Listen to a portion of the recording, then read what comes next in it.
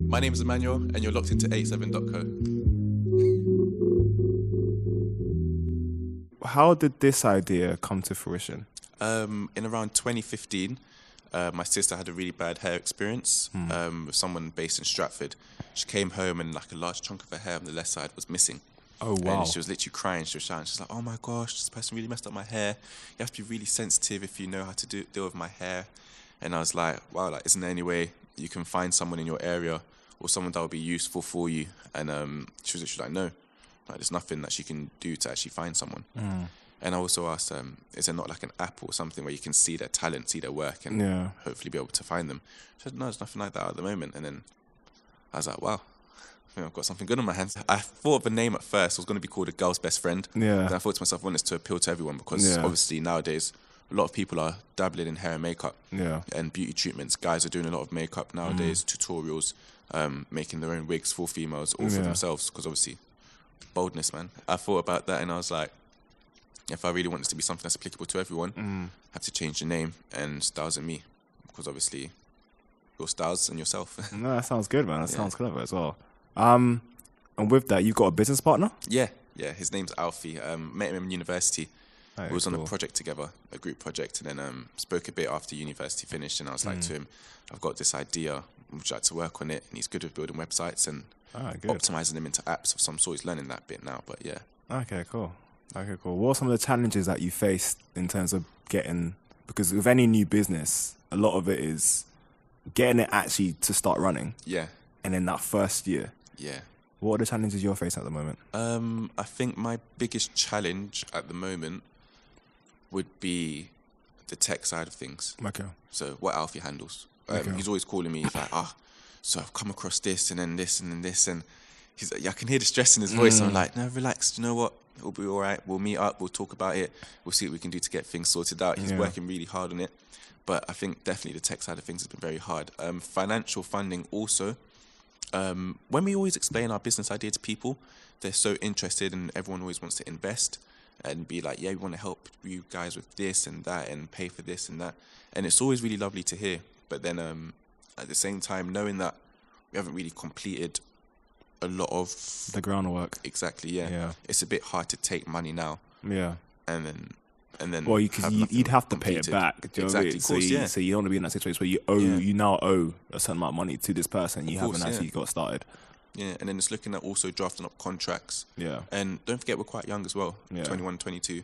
We still got a lot to learn about HMRC. Yeah. And obviously how to deal with tax and stuff like that also. So it's been a really good learning curve. Yeah. If I'm being totally honest. It's been a really enjoyable experience as well, but those are some of the drawbacks. Okay. Yeah.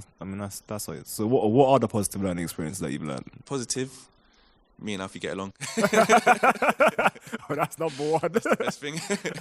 Do you know when you tell someone your business plan or your business idea, seeing the interest and the kind of change in their facial expression, it's a really positive thing. It's to know that people are interested in what you're doing.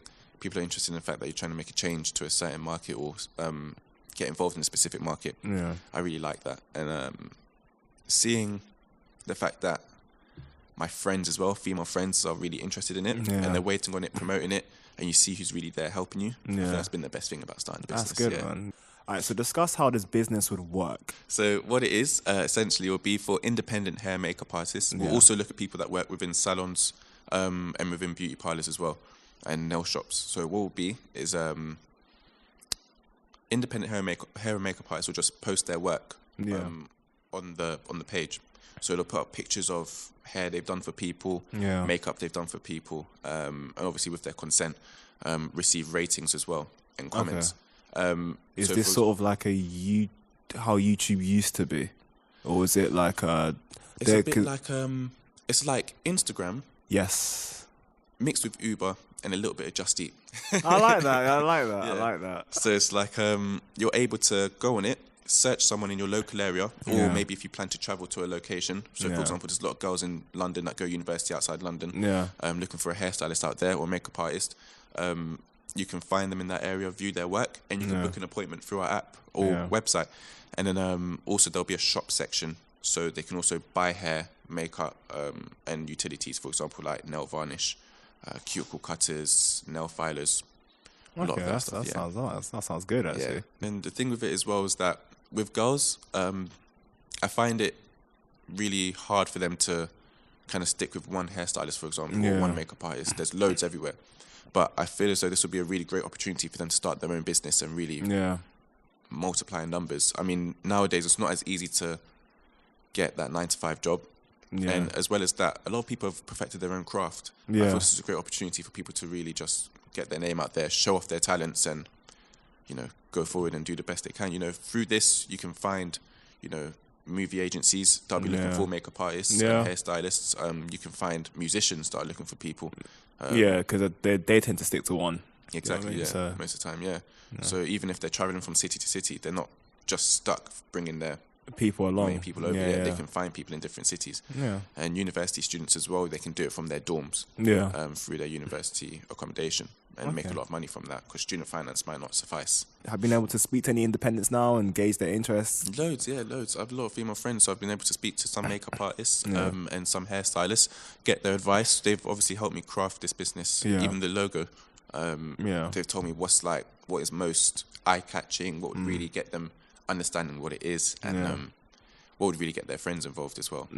So I've had a lot of interest from them, and they are saying they're ready to sign up. So when the advert's ready to be shot and everything, obviously they'll be our first people that will look to get in on that advert. And with all this said, and with all this all this good work that's going on, all this groundwork going on, what does the outlook for 2018 look like? Successful, hopefully. With the links we've made in the industry, with the people met through networking, it's been a lengthy process, because obviously you've got to make the friends, you've got to understand the people, the market, and then thrive. So we're at the understanding bit, we're at the making the friends bit, so we're just hopefully waiting to thrive for 2018. And that's good, man.